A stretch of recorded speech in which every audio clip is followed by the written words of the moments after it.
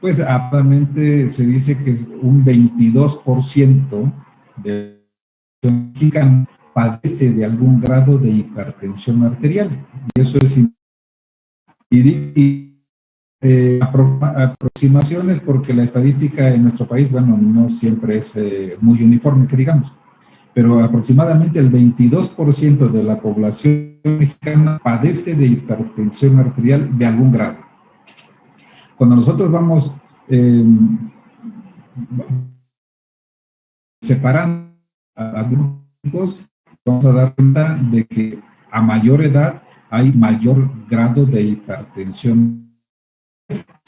Y entonces, el mayor número de hipertensos en este país y en el mundo, pues es población mayor de 50 años de edad, ¿sí? Y si nosotros vamos todavía mucho más a poblaciones mayores de 70 años, bueno, pues aquí todavía los hipertensos en porcentaje son mucho mayor. Y siempre hay que revisar, pues, la literatura pues, que se recomienda revisar. Tensión arterial, pues existe guías que hoy estamos en el JN8, ¿sí? El JNS8 pues tiene sus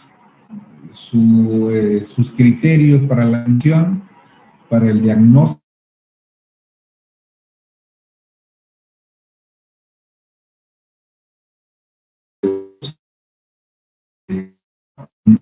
americanos y mexicanos que tienen sus propias guías. Recording in progress. Y entonces, en México las guías que se usan pues son las guías americanas y las guías europeas. Y parece que va a haber alguna diferencia por ahí entre una y otra.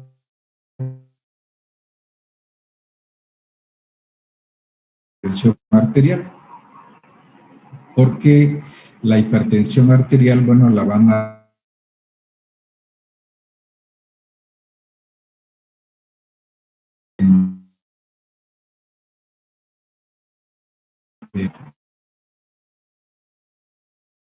estadio 2 y estadio 3. Recording stopped. Hace tiempo. Si estoy a 70 años de edad, lo que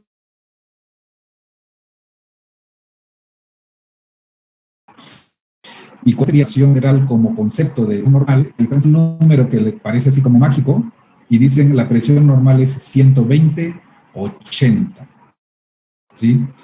Y a veces muchos médicos también se van con la finta, ¿verdad? De que solamente esa es la presión, 120/80, y esto no es así de acuerdo a las guías. ¿Qué dicen las guías? No, que la presión máxima normal, fíjense, la presión máxima normal es 139/89. Nosotros vamos a redondear ese número a 140, vamos a hablar de 139/89, hablamos de 140/90 como máximo de la presión arterial. Y como mínimo, vamos a hablar de que la presión es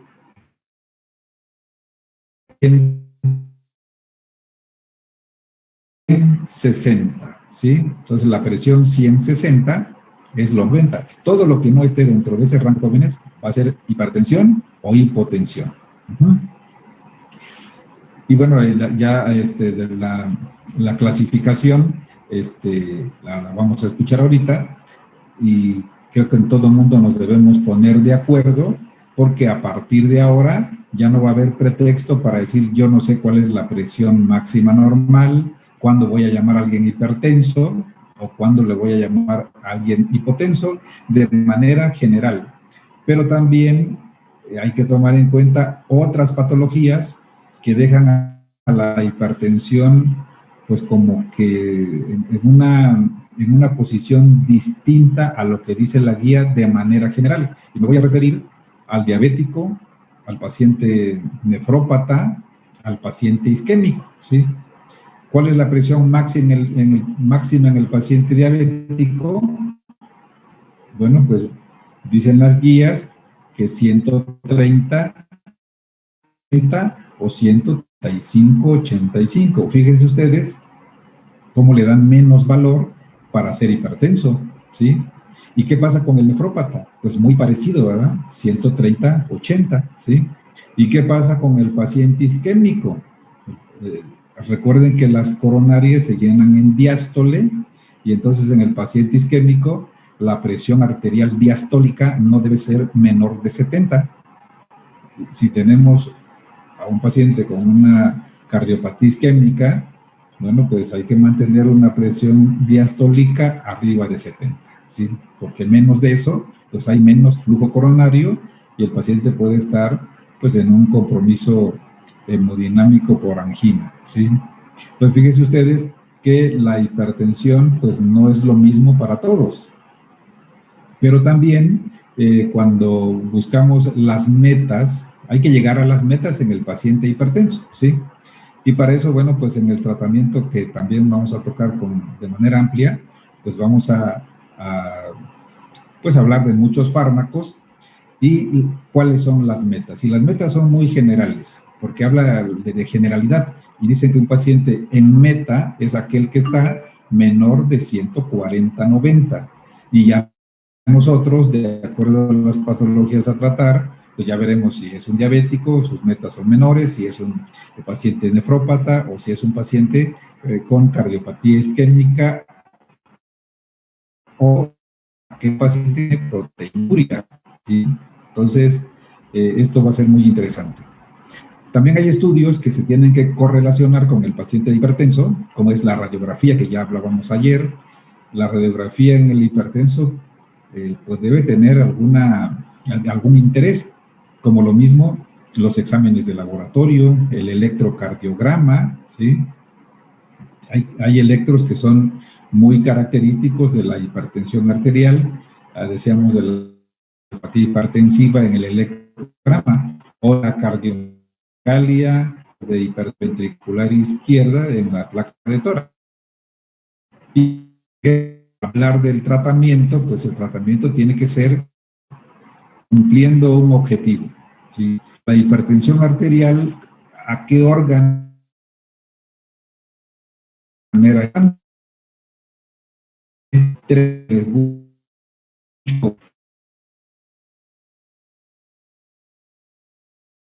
Primer órgano afectado por hipertensión arterial, sobre todo cuando son estadios 2 o 3, pues es el sistema nervioso, ¿eh? El cerebro es uno de los órganos que más se afecta por hipertensión arterial. Y en segundo lugar, bueno, pues el riñón se afecta muchísimo en el paciente hipertenso, en esos estadios 2 o 3. Y fíjense ustedes, el corazón, que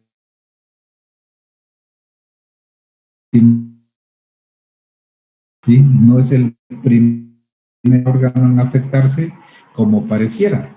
Bien, en la parte del sistema nervioso, pues pasa por los ojos, ¿ah?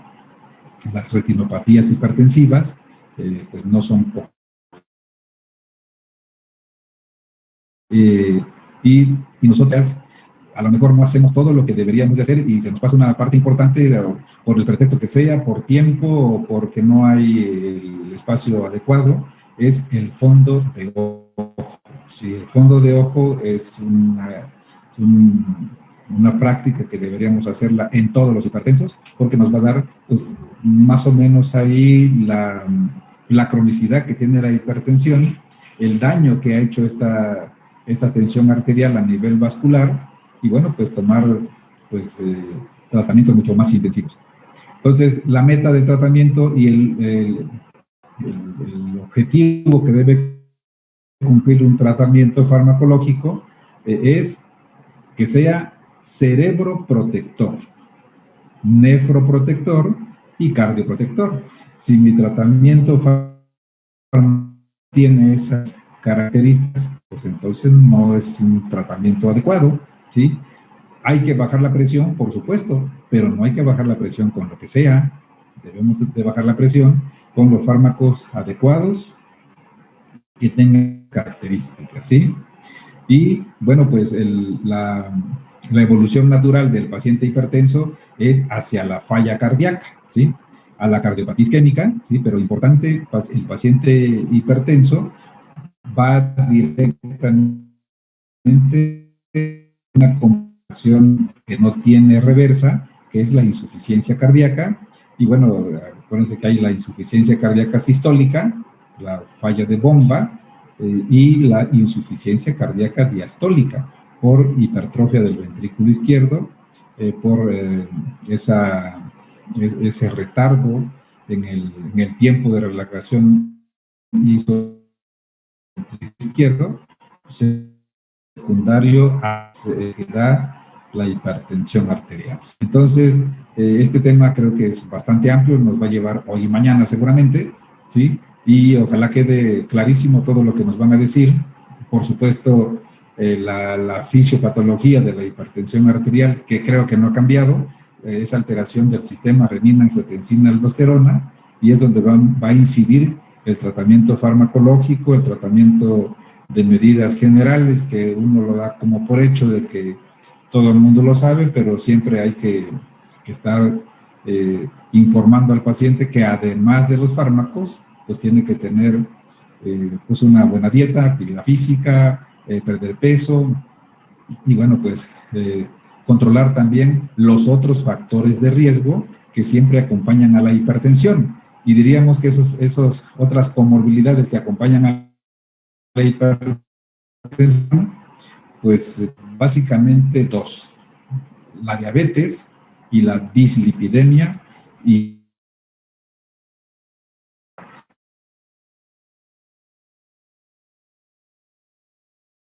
Recording in pues progress.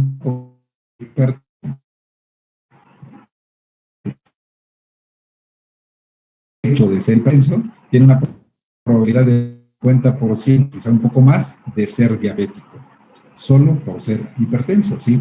La resistencia a la insulina en el paciente hipertenso es muy importante. Pero ¿qué pasa con el paciente diabético en cuanto a la hipertensión? Pues la estadística dice que el 70% de pacientes diabéticos van a ser hipertensos. Entonces, como ustedes ven, pues van muy de la mano, ¿verdad?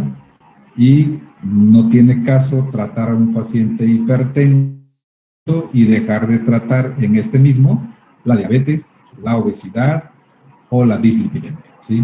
Y no se diga pues, el tabaco, en fin, otras cosas que se llaman factores de riesgo.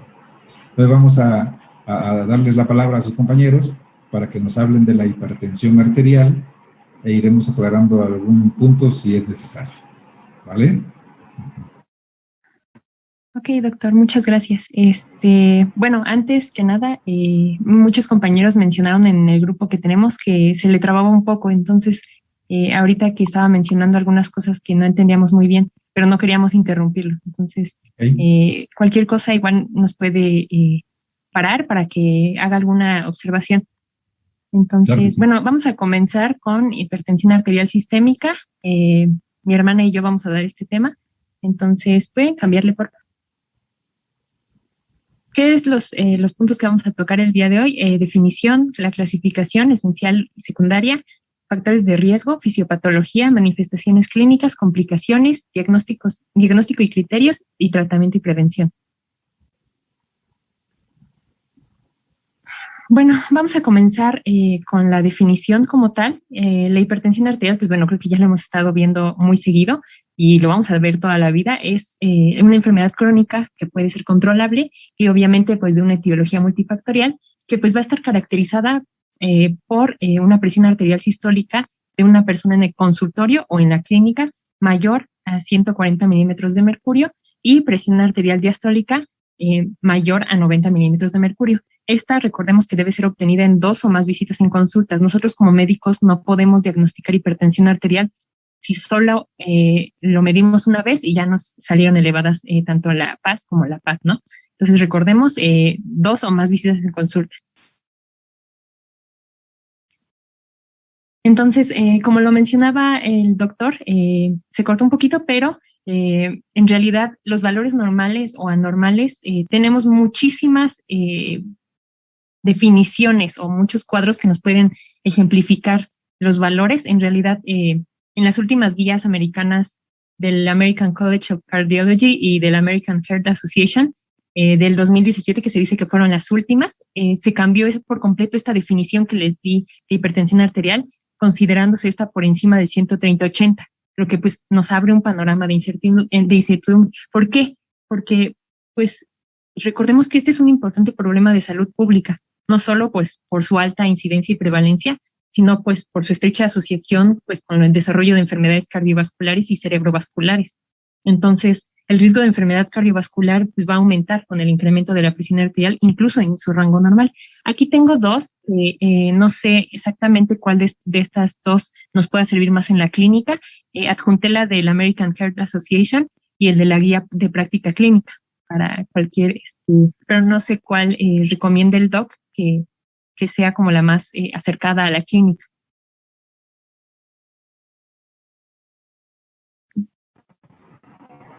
Bueno, yo creo que hay que revisar las dos. Pues son muy similares, ¿no? Y nosotros como académicos y ustedes también, pues debemos de saber las dos. Y yo creo que al final pues son muy similares en cuanto al tratamiento farmacológico y en cuanto al objetivo que buscamos, que es esa protección cardiovascular. Ok, muchas gracias, Doc.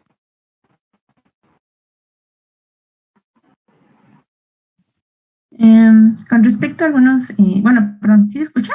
Sí. Gracias. Con respecto a algunos de los factores de riesgo que van a ser más importantes, pues vamos a encontrar los niveles de presión sistólica y diastólica, la edad de hombres mayor de 55 y de mujeres mayor a 65 años, tabaquismo, dislipidemia, glucosa entre 102 y 125 miligramos sobre decilitro, una prueba de tolerancia a la glucosa alterada, obesidad, historia de enfermedad cardiovascular o predisponentes genéticos.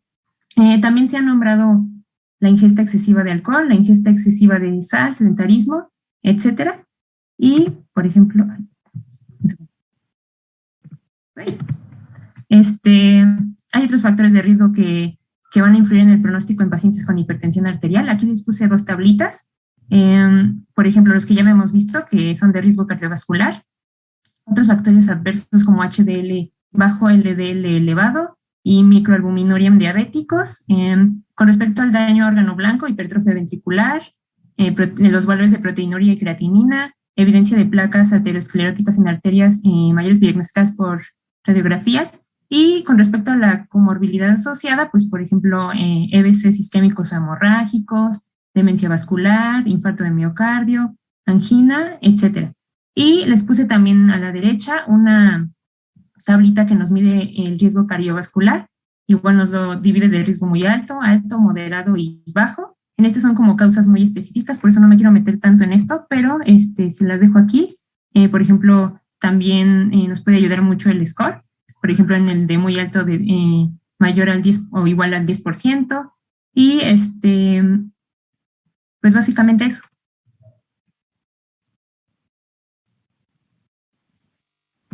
Ahora, hablando un poquito sobre la clasificación, ya lo mencionó igual un poco el doc, esta se va a clasificar principalmente por la función de su causa subyacente. Tenemos dos. La causa más frecuente de hipertensión arterial es la esencial, también se le conoce como primaria o idiopática, que pues va a suponer más o menos un 90% de los pacientes hipertensos. Esta por lo general suele aparecer entre los 30 y los 50 años.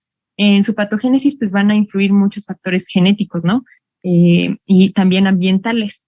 Dentro de estos factores ambientales pues va a destacar lo que ya hemos mencionado un poco, el consumo elevado de sal, elevado consumo de alcohol, dieta con bajo contenido en frutas o vegetales, la obesidad, el estrés, el sedentarismo, el tabaquismo. Y asimismo, pues existen algunos factores que pues, se pueden asociar de estos a una mayor repercusión orgánica de la hipertensión arterial, como la hipercolesterolemia, la diabetes, el sexo masculino y, pues, obvio, la aparición en jóvenes, ¿no? Y cuando la hipertensión arterial se produce por enfermedades orgánicas concretas, se le va a denominar como hipertensión arterial secundaria. Esta, pues, puede suponer del 5 al 10% más o menos, restante, pues, de los pacientes, y pues puede ser más frecuente cuando aparece más o antes de los 30 años o después de los 50 años. Pues esta puede ir acompañada de signos y síntomas sistémicos. Y le puedes cambiar a la que sigue, por favor. Bueno, en el caso de la secundaria, pues la más común es la renal, pero bueno, aquí tengo un cuadrito que viene más o menos de hipertensión arterial, la esencial y la secundaria. De la esencial, de esto vamos a irlo desarrollando en toda la exposición. La esencial, pues es por un aumento de volumen, de resistencias o de gasto cardíaco. Y en el caso de la secundaria, pues son muchísimas causas, ¿no? Que bueno, ya les mencionaba un poco que las renales son las más frecuentes, ¿no? La nefrógena, que tendríamos la glomerulonefritis, la nefropatía diabética, la pielonefritis crónica. También tendríamos la renovascular, que tendríamos estenosis de arteria renal, la arteritis de Takayasu y obstrucción ateromatosa. En el caso de endocrino, pues tendríamos el hipercortisolismo, el feocromocitoma, aldosteronismo primario y los anticonceptivos. En el embarazo, pues tenemos portoxemia. También tenemos otros más generalizados, que sería la policitemia, coartación aórtica y estrés agudo. Ahorita les voy a ir mencionando los más comunes. Obviamente no me va a dar tiempo de estar hablando de cada una, pero les voy a mencionar las más comunes. Y se mencionaba, bueno, en unos artículos encontré que en el caso del embarazo se dice que en el 10% de los primeros embarazos se puede desarrollar un cuadro de hipertensión, y en el caso de los fármacos, que en ese caso mencioné la píldora anticonceptiva oral, se puede provocar hipertensión en alrededor un 5% de mujeres. Entonces, voy a ir mencionando más adelante bien las causas secundarias.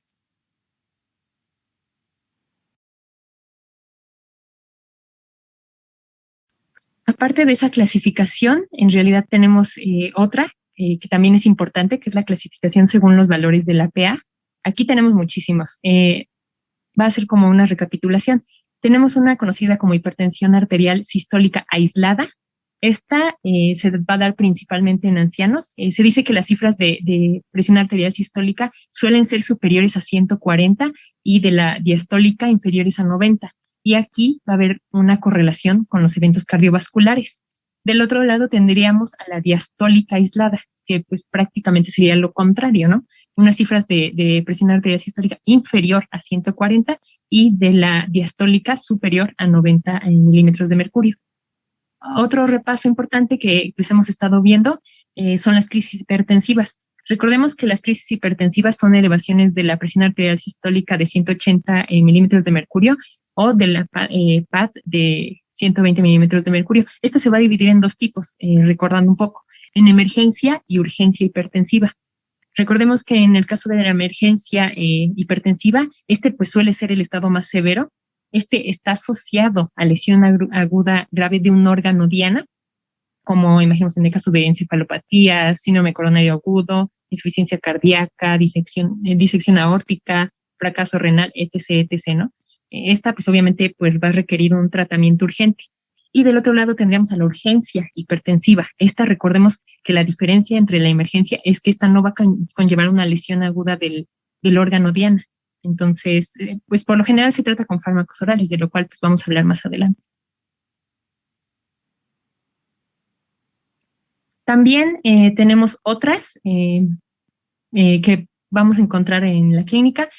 Una de esas es la hipertensión arterial resistente, o también se le puede conocer como refractaria.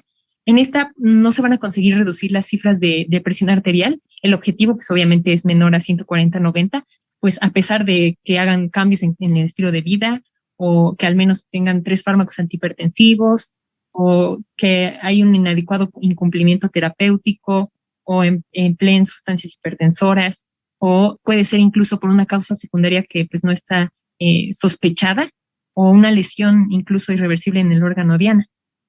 También tendríamos la hipertensión arterial con ejercicio, que pues como su nombre lo dice, la presión arterial pues va a estar normal en el reposo, pero va a haber un aumento excesivo durante el esfuerzo, ¿no? Que se dice que puede incluso incrementar la presión arterial sistólica mayor a 210 milímetros de mercurio. Del otro lado tendríamos una que pues ya hemos escuchado, que es la hipertensión de bata blanca. Esta, pues prácticamente se dice que el paciente va a estar en medidas normales fuera de la consulta, pero ya dentro de la consulta, se va a elevar la presión arterial a 140-90, y obviamente pues no va a haber un daño a órgano blanco. Y contrario a ese tendríamos una hipertensión arterial enmascarada. Este es contrario al de bata blanca. Las cifras elevadas van a ser ambulatorias, pero van a estar disminuidas en consulta. Y por último tendríamos a la hipertensión arterial maligna. Esta pues va a ser una forma de emergencia hipertensiva, que podría haber presencia de una afectación, no sé, retiniana, que serían pues las hemorragias, los exudados o incluso edema de papila.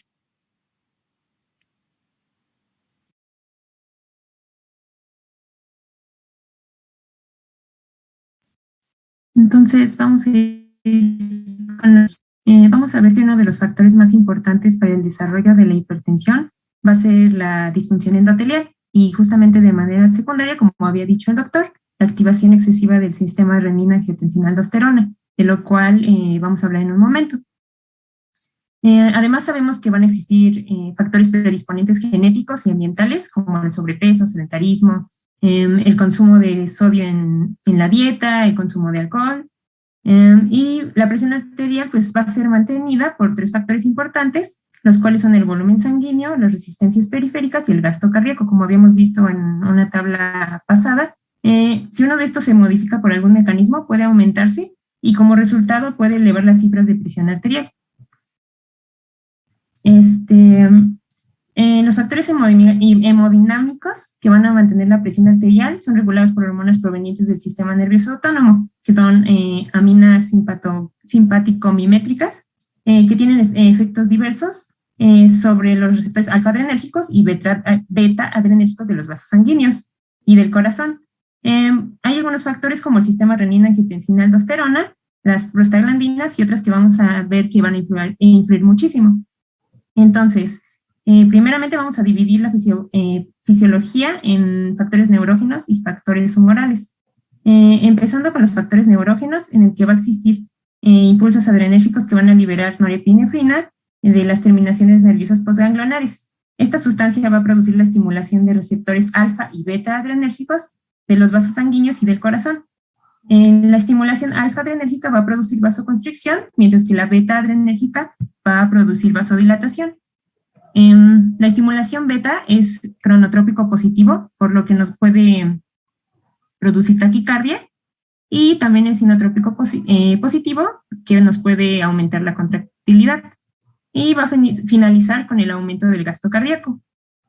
Va a existir una venoconstricción con un efecto adrenérgico, lo que va a aumentar el retorno venoso y va a contribuir con el aumento del gasto cardíaco. Como consecuencia, se va a elevar la presión sistólica por el aumento del gasto cardíaco y la presión diastólica por el aumento de las resistencias periféricas. Ahora vamos a pasar a los factores humorales, los cuales son muchos, y vamos a empezar por la disminución del volumen circulante. Un segundo. Es esta escamita de la izquierda. Entonces,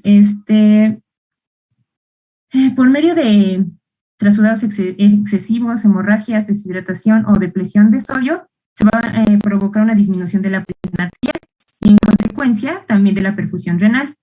Esta hipoperfusión va a estimular a la secreción de renina, que se va a unir al angiotensinógeno y que se produce la angiotensina 1 y que rápidamente se va a convertir en angiotensina 2 mediante la acción de la ECA.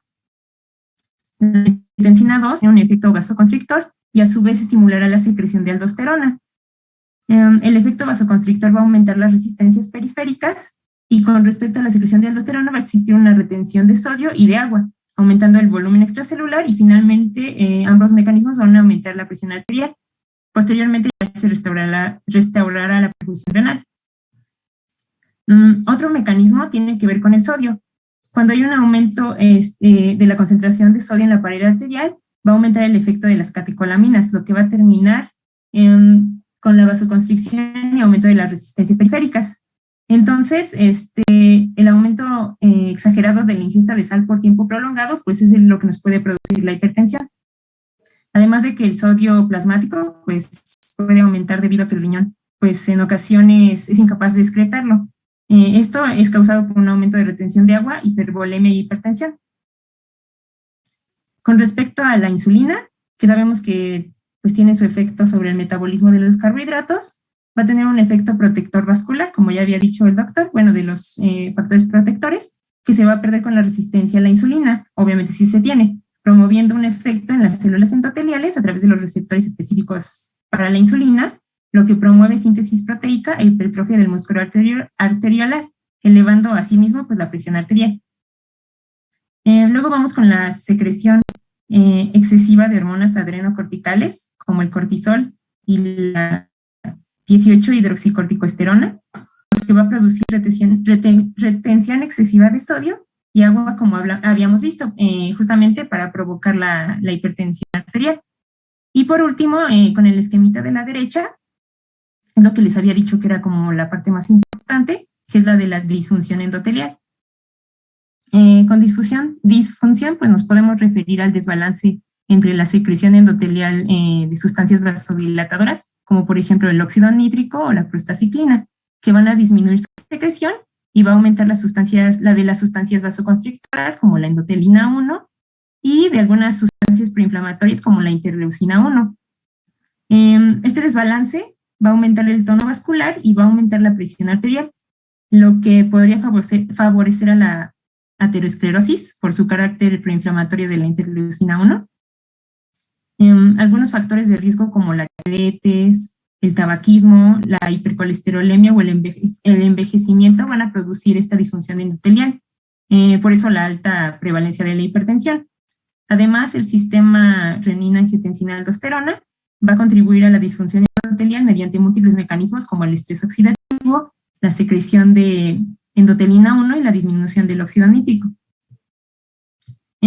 Esta disfunción y la del sistema renina-angiotensina-aldosterona van a producir un remodelado vascular, lo que hará que aparezca hipertrofia y aumento de la rigidez de las grandes arterias, y de las arterias pequeñas también va a haber hipertrofia, pero reducción de la luz del vaso. Bueno, aquí en el esquemita es como el resumencito. Ya habíamos visto la hipertensión arterial, va a aumentar la actividad del sistema renina-angiotensina-aldosterona, puede causar estrés oxidativo, disfunción endotelial, que es lo importante. El óxido va a disminuir el óxido nítrico, van a aumentar mediadores locales y aumenta la ECA tisular. Entonces aquí hay algunas sustancias como PAI-1 que puede causar trombosis, moléculas de adhesión de citocinas y PCR que puede causar inflamación, endotelina, vasoconstricción, los factores de crecimiento, lesión vascular y remodelación que habíamos visto vascular, y la proteólisis, las roturas de placas ateroscleróticas. Y eso sería como tal cual los eventos de la cascada del sistema renina-angiotensina y de la hipertensión. Las manifestaciones pues pueden pasar desapercibidas, ya que no son tan determinantes, y en algunos pacientes pueden ser asintomáticas, pero las manifestaciones que más se pueden presentar son las cefaleas, náusea, vómito, epistaxis, zumbidos, alteraciones visuales, e incluso se puede encontrar dificultad para respirar, dolor de pecho, malestar general, desmayos y fatiga. En esto me enfoqué en lo más básico, pero igual vamos a ver, cuando veamos la esencial y la secundaria, ya algo más estructurado. Entonces vamos a empezar con la hipertensión primaria. Este tipo de hipertensión arterial va a ser el más común, que aproximadamente el 90% de los pacientes con hipertensión.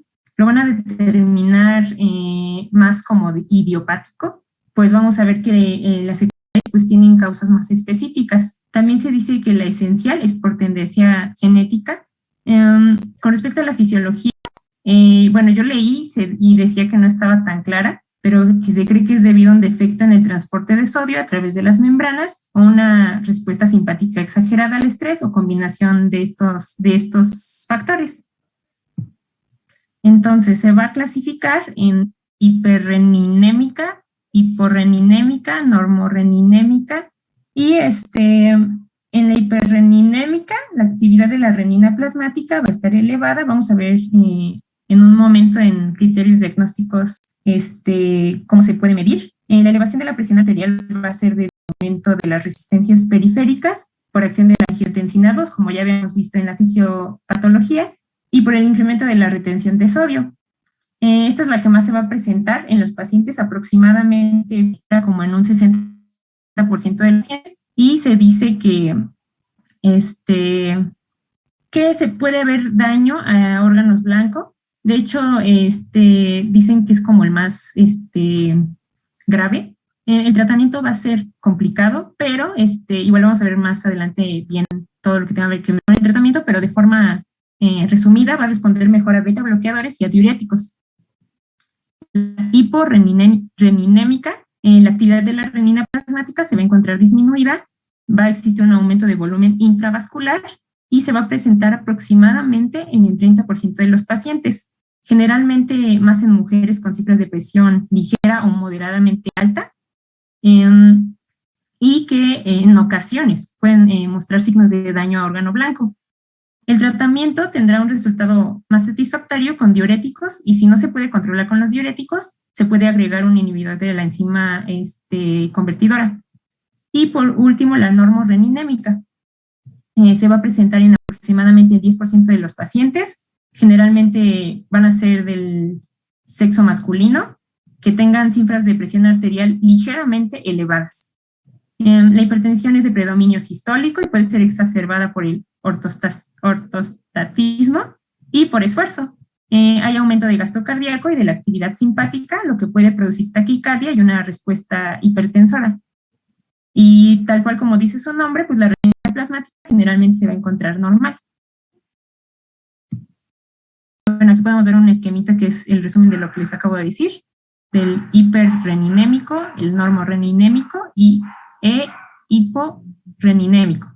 Igual por aumento de aldosterona, aumento de sodio, de agua. Igual aquí está lo de su tratamiento, que era mejor por beta bloqueadores, vasoconstricción periférica como fisiopatología, de difícil control y complicaciones frecuentes.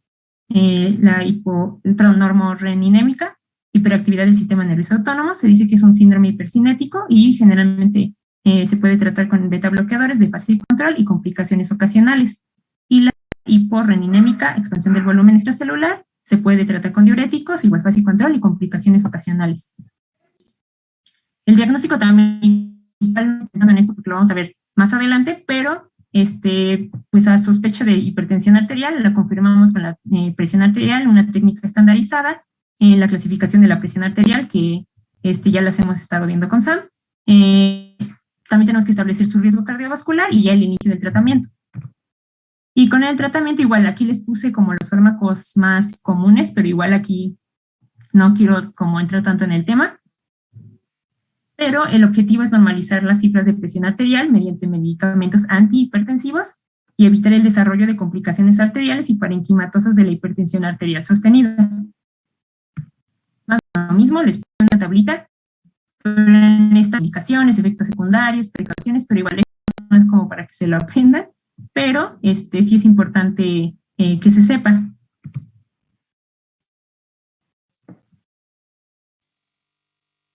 Ahora vamos a hablar un poquito sobre la hipertensión arterial secundaria. ¿Me puedes cambiar?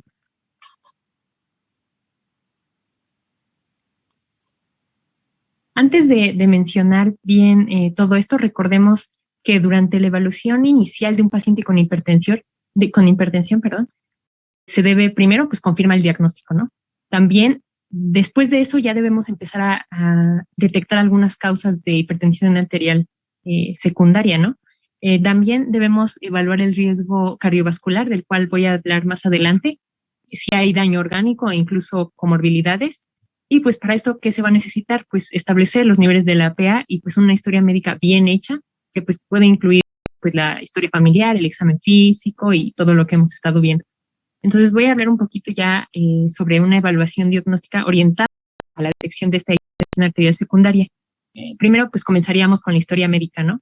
Esta pues debe incluir como tal, primero, la fecha del primer diagnóstico de hipertensión, ¿no?, que se tuvo. Después, mediciones pues presentes y pasadas de la presión arterial y bueno, adjuntando pues obviamente el tratamiento antihipertensivo actual y el pasado.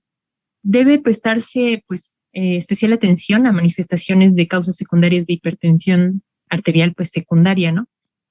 Y pues aquí les tengo una tablita. En realidad este artículo pues tenía mucha información acerca de esto y varias tablas. Aquí pues es una historia médica que sugiere hipertensión arterial secundaria. El número 1 pues sería una historia familiar de enfermedad renal crónica por la enfermedad poliquística, una historia de enfermedad renal o infección del tracto urinario, de hematuria, de abuso de analgésicos, por la enfermedad del parénquima renal. Todas estas les voy a mencionar ahorita más adelante. Una ingesta de fármacos o sustancias como anticonceptivos orales, nebulizantes nasales, vasoconstrictores, cocaína, anfetaminas, glucocorticoides y mineralocorticoides. También episodios repetidos de sudoración, de cefalea, de ansiedad y de palpitaciones que se encuentran en el feocromocitoma, o episodios de debilidad o espasmos musculares que podemos observar en el hiperaldosteronismo, del cual voy a hablar más adelante. En cuanto al examen físico, el objetivo de este examen físico pues, va a ser obviamente verificar pues, el diagnóstico de hipertensión arterial, establecer pues, la presión arterial actual. Recordemos que pues, con un solo diagnóstico, diagnóstico de una hipertensión arterial elevada no es suficiente. Debemos esperar unos días y volver a repetirla.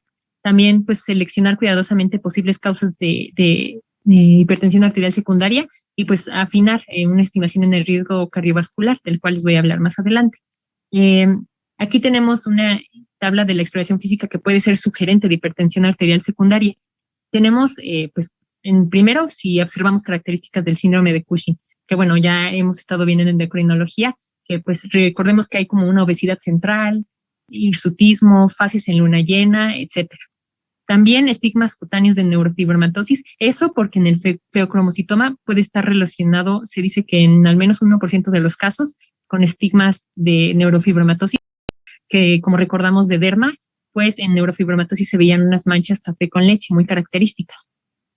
También tendríamos palpación de riñones aumentados de tamaño que podríamos encontrar en enfermedad renal poliquística, una auscultación de soplos abdominales en la hipertensión arterial renovascular que vimos en nefro, auscultación de soplos precordiales o torácicos en coartación aórtica, pulsos femorales reducidos o presión arterial disminuida frente a la presión arterial braquial, que igual podemos observar en la coartación aórtica, y una diferencia de presión arterial entre un brazo izquierdo y el brazo derecho, que podemos encontrar en coartación aórtica y estenosis de la arteria subclavia.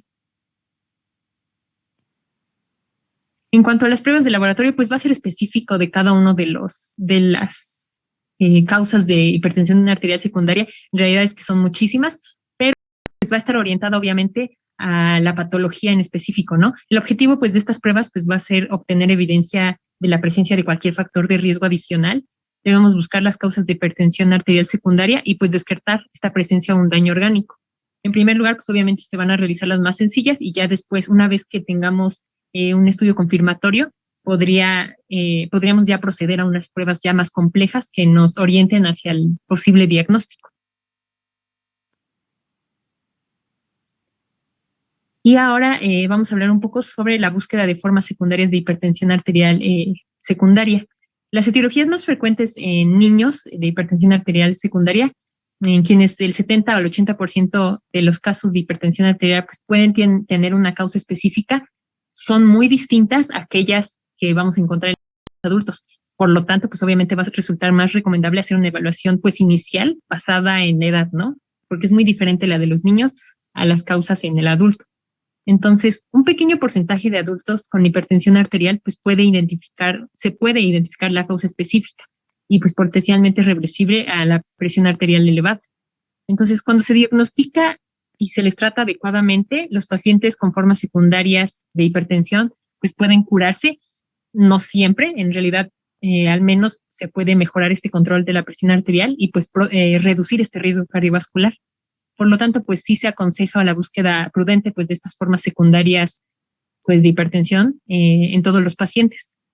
Entonces, la selección cuidadosa pues puede basarse, pues ya habíamos visto ahorita, en la historia médica, en el examen físico, pruebas de laboratorio y aparte, pues sospechar de una forma secundaria la hipertensión, pues por las características que se mencionan en este cuadro, que sería, la pregunta sería aquí, ¿cuándo sospechar de una forma secundaria de hipertensión arterial?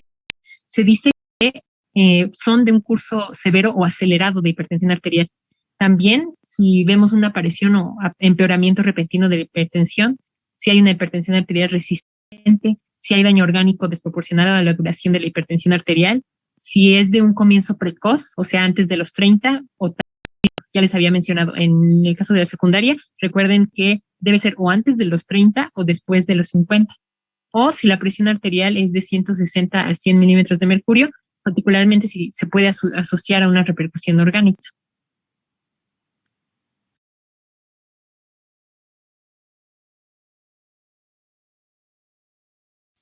Entonces, ahora vamos a pasar a las causas específicas de hipertensión arterial secundarias más comunes.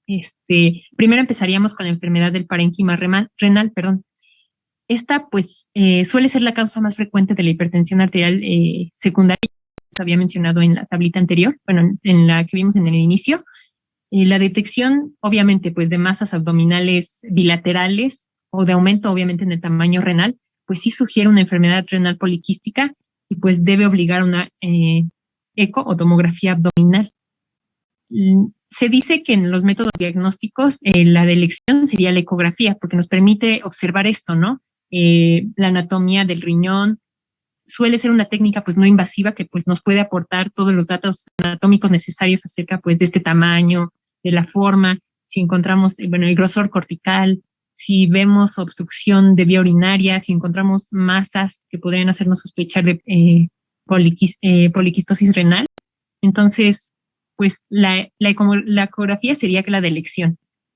Se decía que antes se utilizaba la pielografía intravenosa, pero la verdad es que ya no es tan común como la ecografía. Y aparte de esto, pues también podemos hacer determinación de proteínas o eritrocitos y leucocitos en la orina, ¿no? Y pues incluso se puede hacer de concentración de la creatinina sérica, que pues suele ser la prueba, los marcadores renales, ¿no? Las pruebas funcionales pues adecuadas para la detección de una enfermedad del parénquima renal. Entonces, estas pruebas deben realizarse obviamente en todos los pacientes de hipertensión arterial para pues descartar enfermedades y se debe hacer en determinaciones repetidas. Si las pruebas de detección de hipertensión causada por enfermedad parénquima renal suelen ser positivas, pues se debe efectuar ya un diagnóstico obviamente más detallado acerca de la enfermedad renal.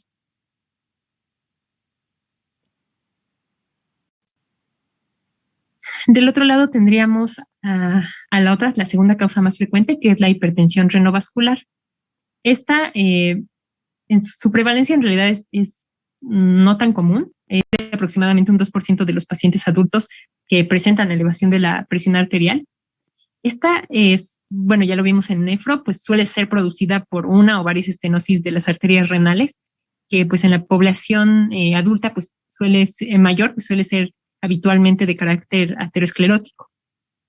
La hipertensión arterial, pues de inicio súbito o valores elevados de presión arterial y desarrollo de la hipertensión antes de los 20 o después de los 50, especialmente en pacientes sin antecedentes de hipertensión, pues suelen sugerir este trastorno. Recordemos que lo que vamos a observar pues va a ser estenosis arterial pues con presencia de soplos abdominales o hipopotasemia o reducción pues progresiva de la función renal. Sin embargo, recordemos que estos signos pues no van a estar presentes en varios pacientes con hipertensión arterial renovascular. Debemos hacer pues una determinación de este diámetro pues longitudinal del riñón mediante una ecografía que puede utilizarse como tal, como técnica de detección. Sin embargo, pues la diferencia de más de 1,5 centímetros de longitud entre ambos riñones se puede ya considerar como diagnóstico de estenosis arterial renal. También tenemos, yo creo que una de las más importantes, que es el eco Doppler de color, que pues puede pues permitir con frecuencia pues la detección de estenosis de arteria renal. Y pues suele haber evidencias que indican pues que el estudio diagnóstico de estos vasos renales se puede hacer mediante una angiografía de resonancia magnética o, bueno, angio-RM, que pues, suele ser con contraste de gadolinio y se mantiene la aspiración. Este suele ser un método diagnóstico de elección también para la hipertensión arterial renovascular. Y aparte de ese también tenemos a la angiotac o angiografía, tomografía axial computarizada. Pero la desventaja, si lo quieren ver de esa forma, pues va a ser de que va a requerir la administración de medios de contraste y aparte, pues comparándola, con los otros dos, pues suele tener dosis relativamente significativas de rayos X. Por lo general, pues sería ya individualizar el caso, ¿no? Dependiendo de la gravedad de esta hipertensión. Y pues el régimen pues medicamentoso pues podría incluir la administración de antagonistas de receptor de angiotensina o los YECA, según sea el caso.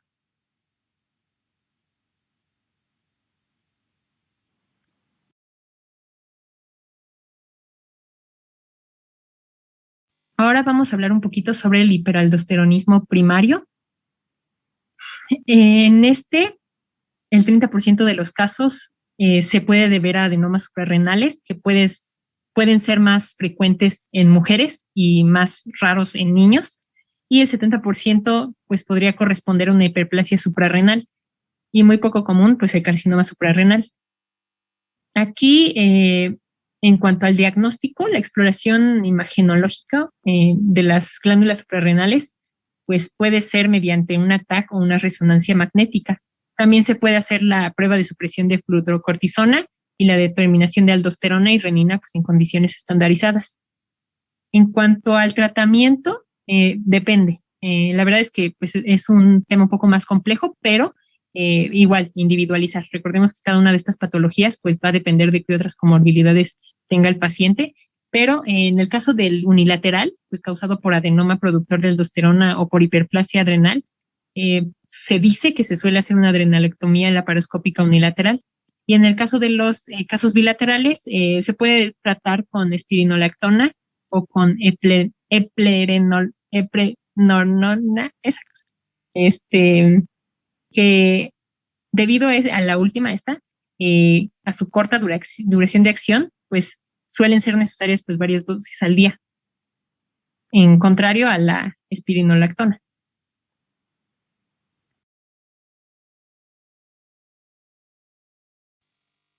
Ahora pasando con el feocromocitoma, este es como tal un estado hipertensivo secundario, muy poco frecuente, se dice que de un 0,2 a un 0,4 de total de casos en el que encontramos pues, una presión arterial elevada. Más o menos puede ser hereditario o adquirido. ¿Y cómo podríamos diagnosticarlo? Se dice que el de las más específicas sería la metanefrinas y las catecolaminas urinarias. Este es el de elección. Después de haber hecho esto, se dice que debemos establecer bien la localización del tumor. Se dice que en porcentaje elevado, en un 95% se encuentra en las glándulas suprarrenales o incluso cerca de ellas. Y pues las más sensibles en cuanto a métodos diagnósticos imagenológicos sería la TAC y la resonancia magnética.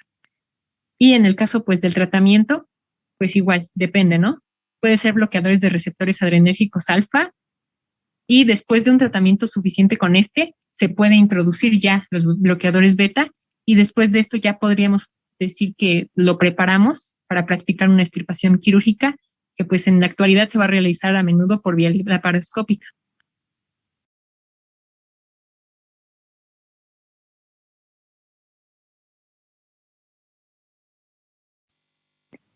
Ahora, por último, tendríamos ya el síndrome de Cushing, que como mencionaba, pues la clínica es lo más importante aquí, ¿no? Yo creo. Este va a afectar a menos del 0,1% de la población general. La hipertensión pues suele ser una manifestación muy frecuente aquí y se puede dar incluso en un 80% de los pacientes, con una prevalencia incluso del 50%. Generalmente, ¿qué es lo que nos va a orientar a esta patología? Pues ya lo hemos visto, el hábito corporal, ¿no? Que sería pues lo que ya les mencioné, la obesidad central, las fases en luna llena, etcétera. En cuanto al diagnóstico, pues tendríamos prácticamente la excreción del cortisol urinario en 24 horas, que es la más práctica y la más fiable. Y también tendríamos pues la prueba de supresión con dexametasona a dosis bajas, recordemos, durante 2 días, de 0,5 miligramos cada 6 horas. Y también tendríamos la prueba de supresión con dexametasona de una noche, que sería de 1 miligramo a las 23 horas.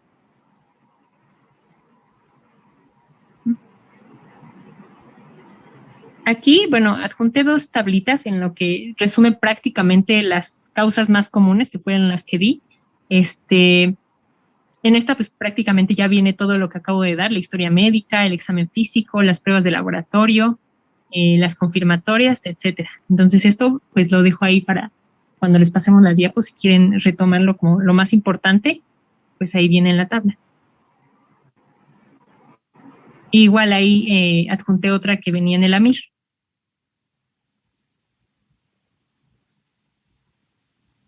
Ahora, hablando un poco sobre el riesgo cardiovascular, se va a definir como la probabilidad que tenemos de padecer un evento cardiovascular o cerebrovascular en un determinado periodo de tiempo, que se dice que es de 5 a 10 años más o menos, y pues obviamente estratificar o cuantificar pues va a ser fundamental para establecer la intensidad de la intervención. La necesidad de iniciar o de incluso de modificar el tratamiento farmacológico e incluso pues su periodicidad en cuanto a las visitas de seguimiento que se pueden estar dando. Tenemos una evaluación que va a calcular el riesgo absoluto global, que se le conoce como Global Risk. Este nos va a decir la probabilidad de sufrir un evento cardiovascular en un periodo de 10 años a través de ponderar pues las variables consideradas como factores de riesgo, las cuales ahorita les voy a mencionar. Lo busqué en internet y ahí les dejé la página en la que pues ya es muchísimo más fácil. Veámoslo como una calculadora de riesgo en la que pues van poniendo, nada más busquen Global Risk y les va a aparecer esta página.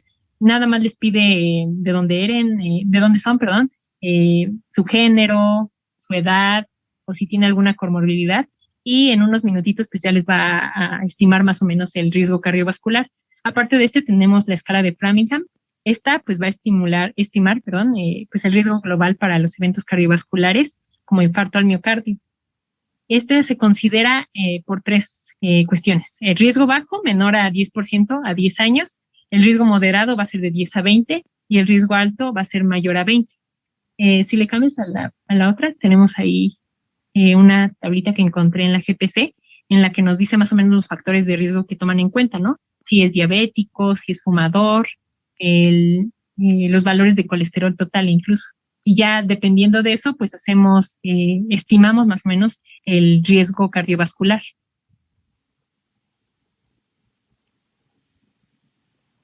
Como complicaciones, pues vamos a tener... Yo creo que ahí vamos a quedar aquí por ahora.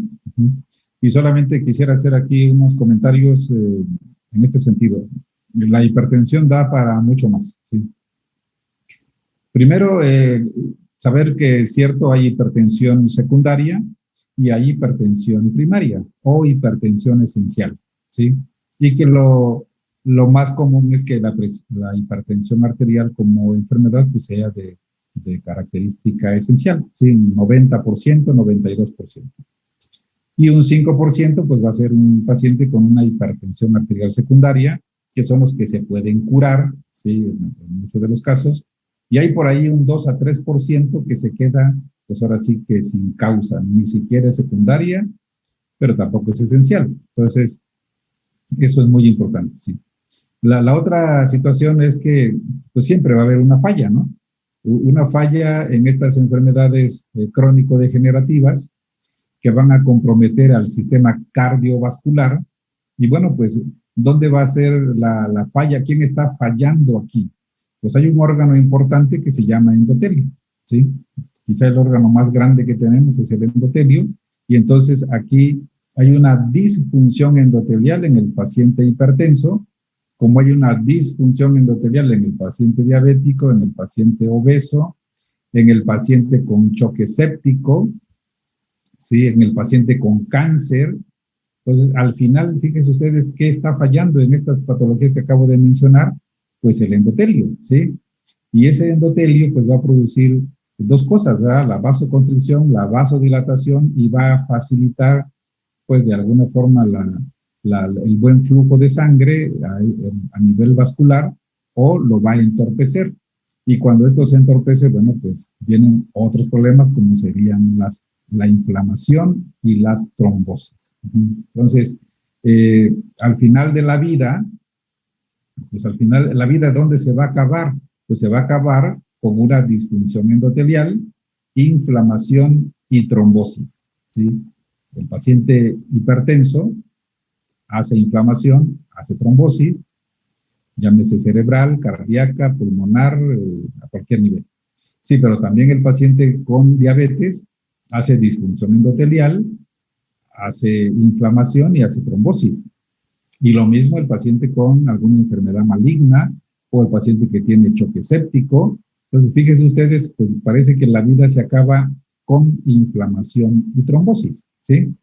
Y entonces, todo el tratamiento va encaminado pues a mejorar justamente este órgano llamado endotelio, ¿sí?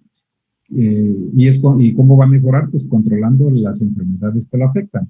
La dislipidemia, la diabetes, la hipertensión, el tabaco, todo lo que ustedes quieran en este sentido, pues hay que tratar, ¿sí? La otra situación es, bueno, en un paciente hipertenso, el diagnóstico, ya su compañera lo dijo, sí, pero hay métodos también que ahora ya medir la presión en el consultorio. Yo ahorita estoy aquí en mi consultorio, llega el paciente, le mido la presión, y si yo encuentro la presión alta, mayor de 140/90, bueno, pues a lo mejor lo puedo ya diagnosticar hipertenso, pero dicen las guías que eso ya no es válido, ¿sí? Que ya tengo que hacer otra metodología para medir la presión, ¿sí? Y diagnosticarlo hipertenso. Y entonces tengo que echar mano de un estudio que se llama MAPA, ¿sí?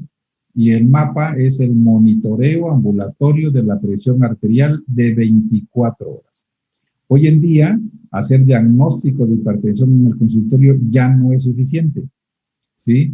Hablaban de la hipertensión de la bata blanca, existe eso, ¿sí?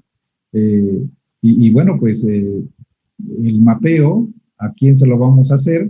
Pues al paciente que tiene una hipertensión reactiva, el paciente de la bata blanca, que llega con la presión de 150/90, pero cuando está en su casa tiene 130/70, pero que tiene factores de riesgo para ser hipertenso, donde yo no estoy tan cierto que sea hipertenso para medicarlo.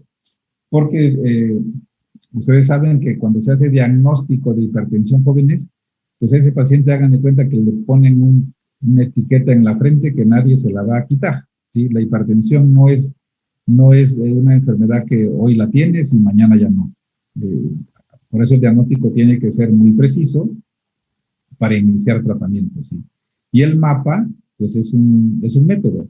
Entonces, no sé si van a hablar mañana de eso, pero yo me adelanto al MAPA, y hablábamos de que la presión arterial máxima normal es de 140/90, redondeando la cifra. En el MAPA la presión máxima es 135/85, ¿sí? Y como es un estudio que se hace muy fácil y se programa el aparatito para estar midiendo la presión cada 15 minutos en el día y cada 30 minutos en la noche, no todas las cifras del mapeo tienen que ser mayores a 135/85. Esto hay que tenerlo muy en cuenta. Que no se nos pase que la presión máxima normal en el MAPA es 135/85.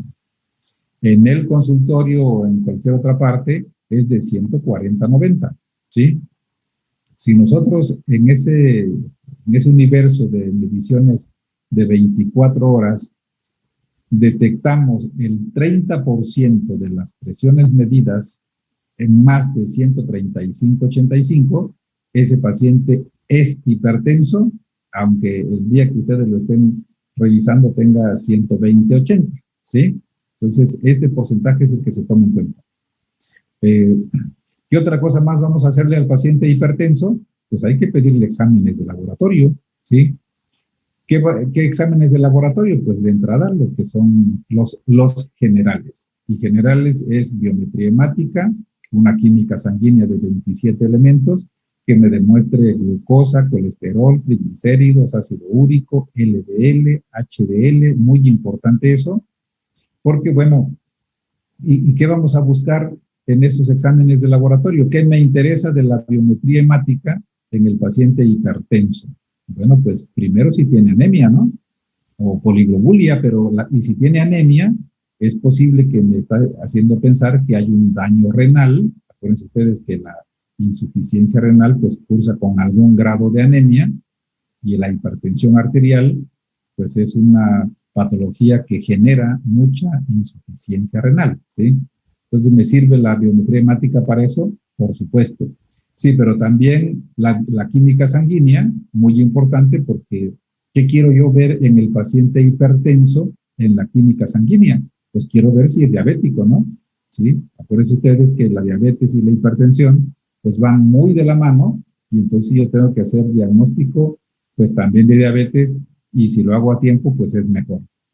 Pero también quiero ver si es dislipidémico, y en la química sanguínea voy a tener ese dato, si es un paciente que tiene hipercolesterolemia o hipertrigliceridemia, si tiene HDL bajo o LDL alto, colesterol bueno, colesterol malo.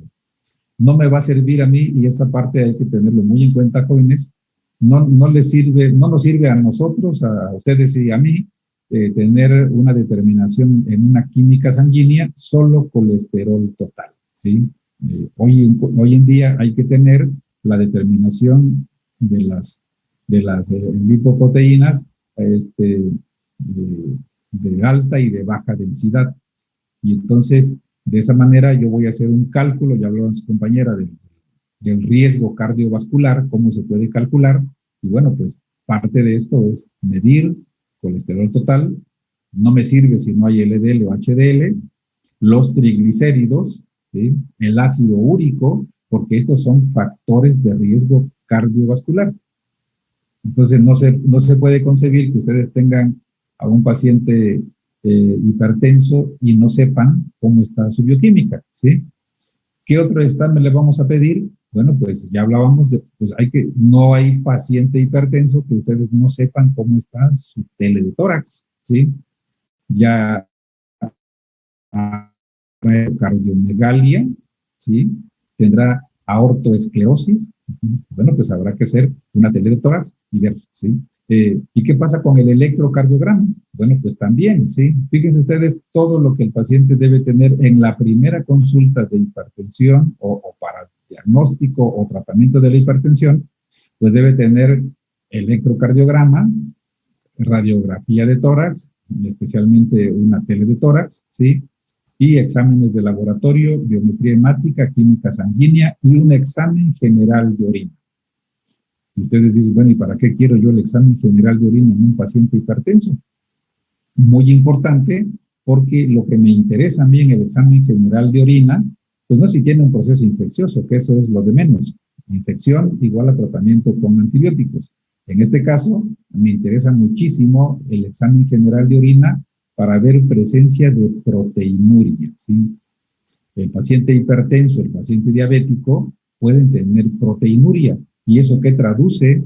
Daño renal, bueno, pues puede ser, o daño endotelial. Bueno, pues el que me interesa es daño endotelial y por supuesto también si hay daño renal, pero la proteinuria es un marcador importante para decir que mi paciente hipertenso pues está teniendo un daño endotelial importante.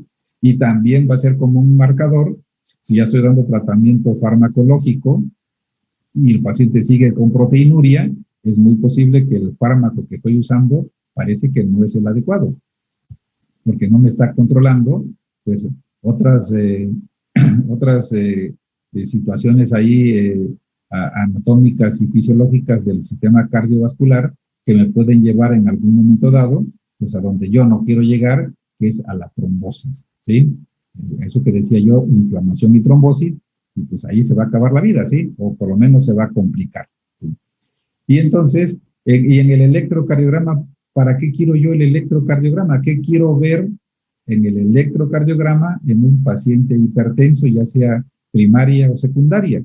Bueno, pues quiero ver si está en ritmo sinusal, porque la hipertensión arterial es quizá de las principales patologías que me van a generar trastornos del ritmo cardíaco, ¿sí? Y también de la conducción. Entonces yo quiero ver si el paciente está en ritmo sinusal, quiero ver si tiene hipertrofia del ventrículo izquierdo. Ya decíamos que la hipertrofia del ventrículo izquierdo es muy fácil de ver en el electrocardiograma. Quiero ver si tiene trastornos de la conducción, tiene un bloqueo auriculoventricular de primer grado, segundo grado, etcétera, o arritmias ventriculares o supraventriculares.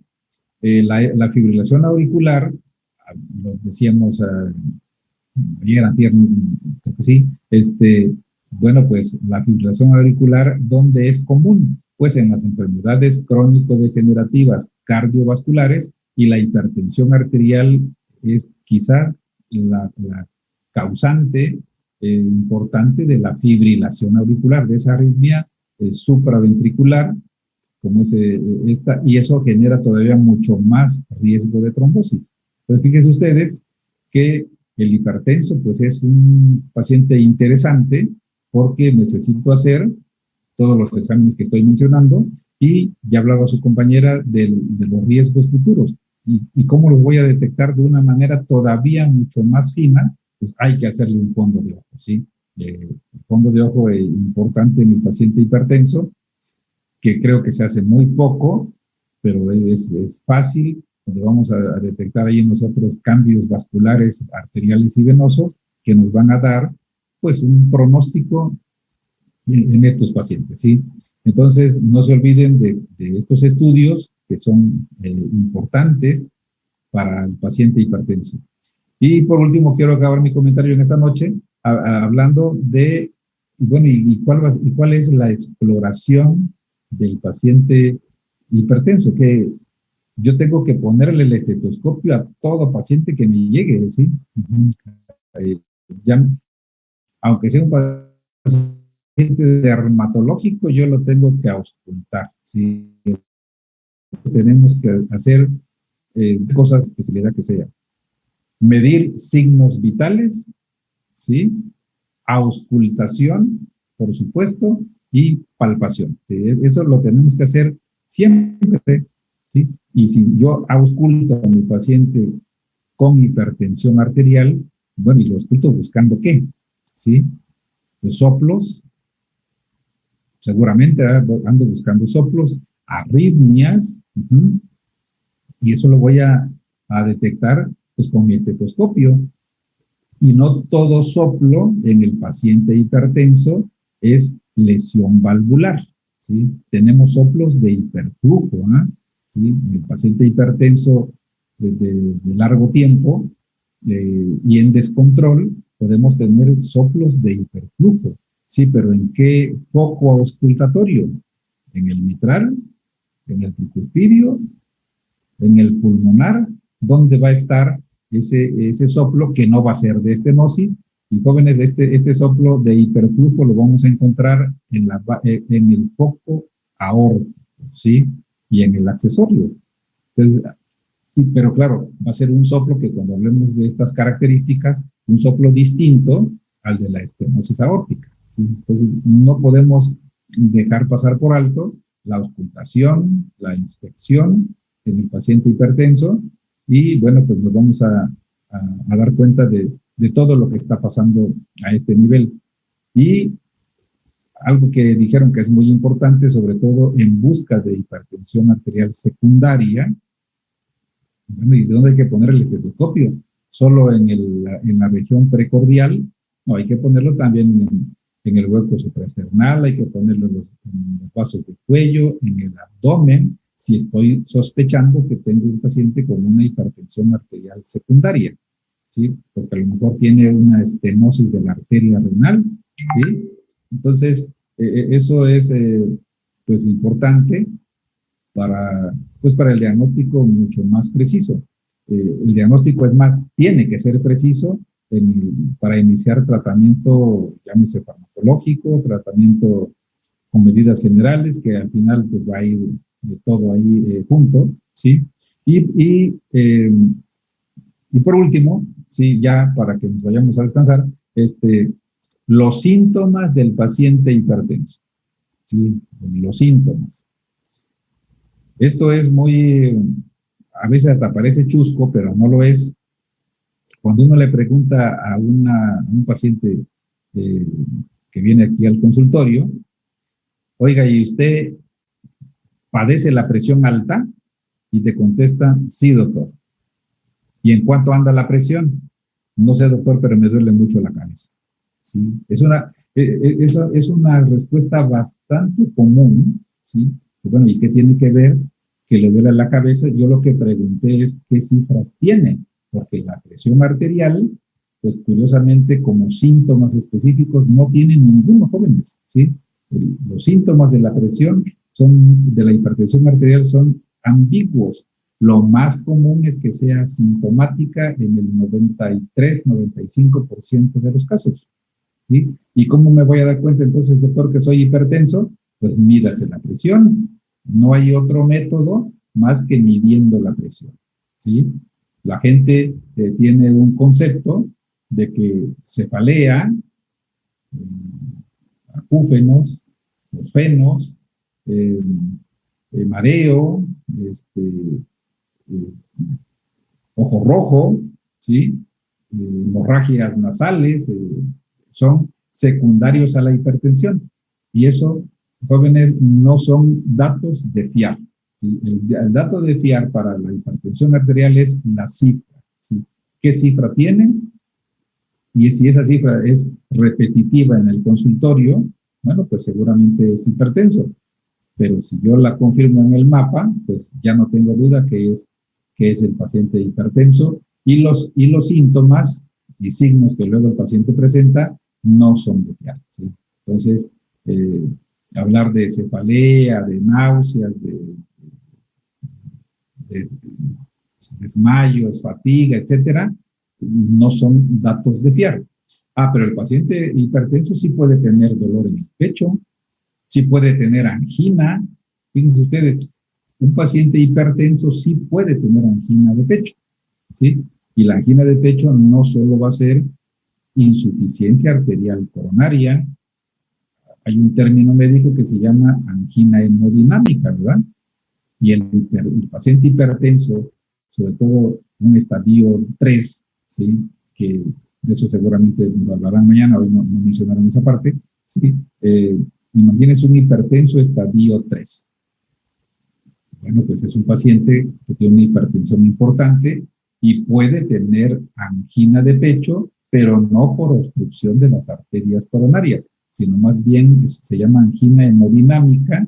Esas no requieren de cateterismo, no requieren de nitritos, no requieren de vasodilatadores coronarios. Lo que requieren es tratamiento antihipertensivo adecuado para que el síntoma mejore, ¿sí? Entonces, creo que la hipertensión, yo insisto mucho en esto para que ustedes no se vayan con esos datos. Síntomas de la hipertensión, ninguno específico, ¿sí? Es la cifra la que nos va a llevar al diagnóstico y al pronóstico también, ¿sí? Bien, no sé si hay algún comentario, mañana seguimos hablando de esto. La hipertensión creo que es un tema, ustedes médicos que se van a dedicar a diferentes especialidades, estoy cierto de eso, van a vivir como yo, del paciente hipertenso, ¿sí? El paciente hipertenso es el paciente de los consultorios de todas las especialidades médicas, ¿sí? Y bueno, pues hay que saber hacer diagnóstico y hay que saber dar tratamiento, y yo no tengo duda que después de esta plática a nadie de ustedes se le va a ir un paciente con diagnóstico de hipertensión arterial. No sabemos si primaria o secundaria, pues a veces se complica ahí el diagnóstico, pero o más bien la causa, pero el diagnóstico sí lo vamos a tener de manera precisa. Y no olvidar, nunca hay que olvidar que siempre se requiere de correlacionar esta patología con los estudios muy básicos, placa de tórax, electrocardiograma, ¿sí? Y exámenes de laboratorio. ¿De acuerdo? ¿Dudas, preguntas, comentarios? No, doctor. Gracias. Entonces nos vemos mañana a la misma hora. Yo los jueves, los dos jueves del mes tenemos sesión, nosotros toca la sesión el próximo jueves. A lo mejor nos conectamos más temprano o más tarde, ¿de acuerdo? Para no retrasarnos. Sí, doctor. Sí, doctor, gracias. Sí. Gracias. Gracias, doctor. Hasta mañana. Gracias, buenas noches. Gracias, hasta mañana. Hasta luego, doctor.